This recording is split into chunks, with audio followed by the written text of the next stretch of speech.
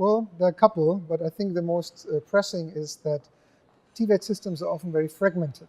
There's different stakeholders who play different roles, sometimes even contradicting each other.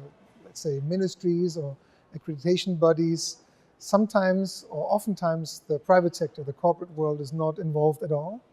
And even TVET providers on the ground are not incorporated in the system. So I would say systems are fragmented.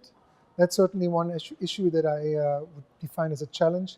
And I think to a certain extent still the image of technical vocational education and training, especially in Asia, that is often considered as a second best option.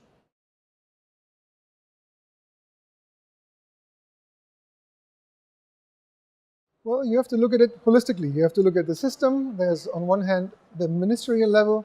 You have to have clear ownership and responsibility by a lead ministry. You have to have accreditation bodies, intermediate level, let's say training authorities. You have to have the companies who get involved and basically make that dialogue happen. Often it starts with having a law on vocational education or skills development. And then it's funding that is certainly required, and where I see also a lot of opportunities for improvement. And ultimately, I think it's also a cultural issue. I think you need to promote TVET not as second best, but as an opportunity to actually make something happen in your life.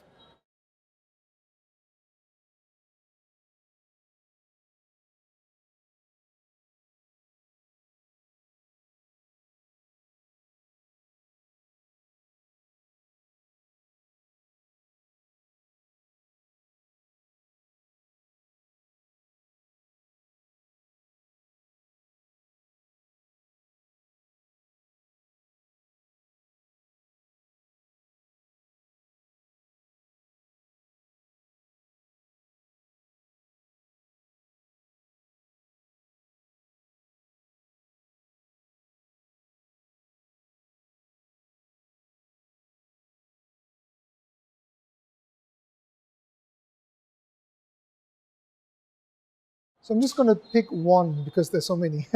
Well, ADB has, I want to say, the calling power to get different institutions on board in Asia. So I think we have been very good at writing best practice and fact sheets. What we're not so good at is to understand how we carry out TVET programs. How do you do that? What gets in the way? What can you learn? We have not captured that knowledge. I think it would be fantastic if the ADB would actually call different players to share this type of knowledge so we can actually improve and most likely also become more agile and resilient for future challenges.